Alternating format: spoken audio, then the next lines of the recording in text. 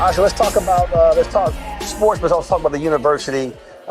There's been so many things, so much attention in the last really 2 or 3 years on HBCUs in this conference with new coaches, Coach Jackson, Deion Sanders coming in. Talk about just the amount of attention, the amount of enthusiasm that is really you see increase in the last 2 or 3 years. Yeah, it's been an awakening. I think that the HBCUs have found a rightful place, and I would say still growing to find our rightful place.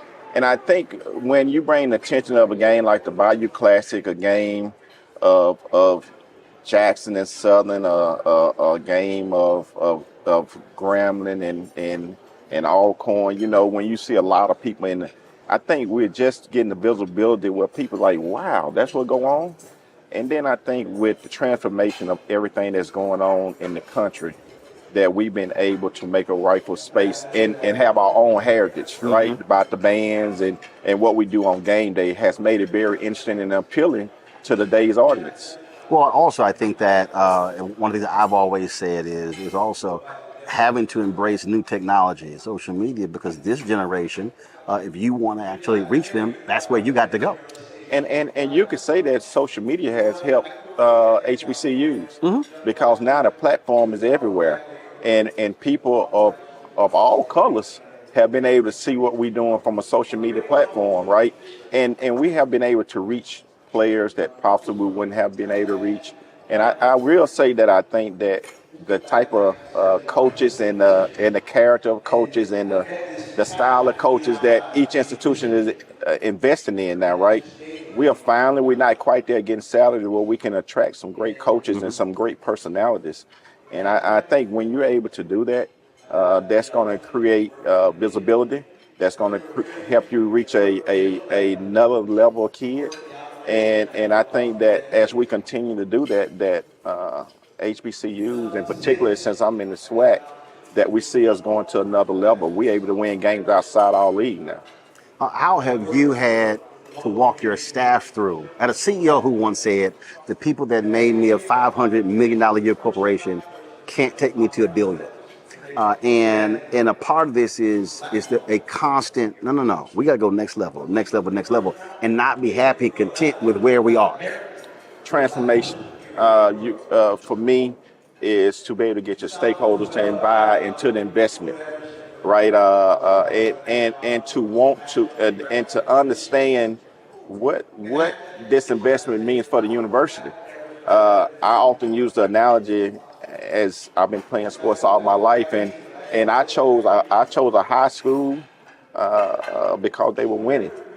You choose a college because they're winning traditionally, and you see it.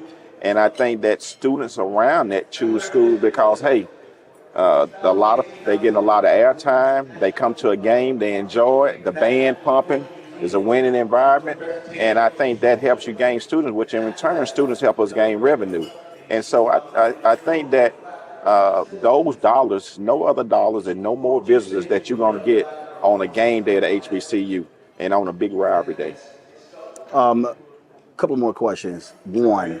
We talk about new revenue streams. Streaming, obviously, critically important, but also now demanding fair share when it comes to your linear television deals as well. And so talk about that being important, because for so long, our black institutions have gotten 20 cents on the dollar, as opposed to saying, no, the eyeballs come. So we're worth actually more than what you're paying.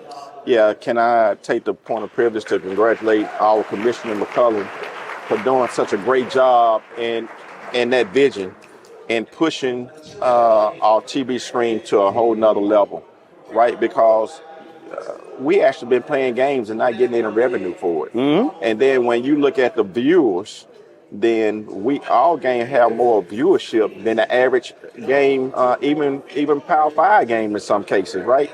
And so you come here, you're going to get 70,000 people in the stands, and they show a game on TV that's got 15 or 20,000 fans.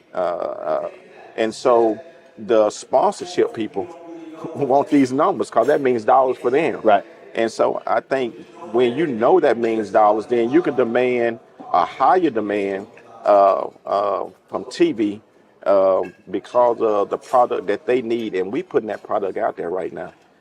Everybody talk about our conference, and then you start talking about Jackson State right now.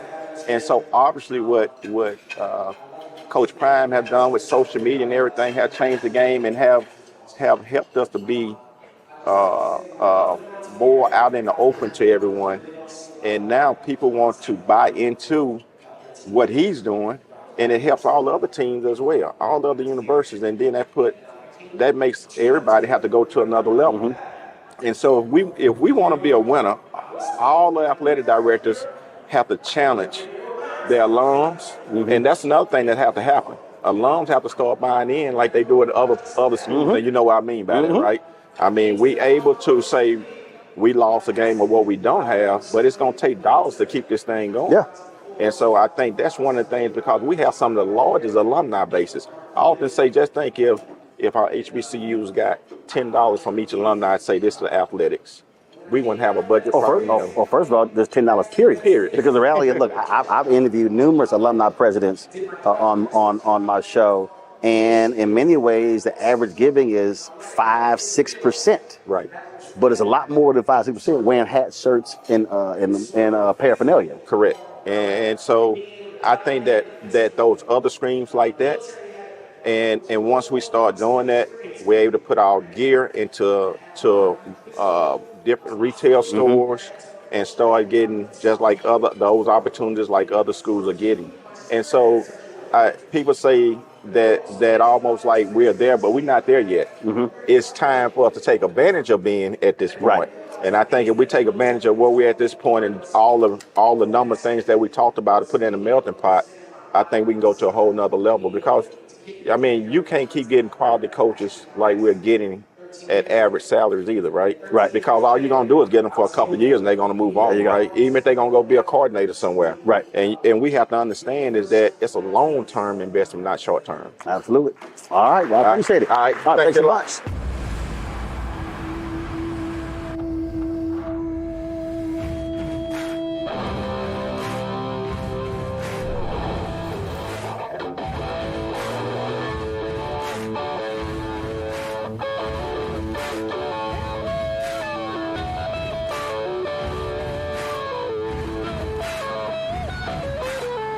The new GMC Sierra, premium and capable.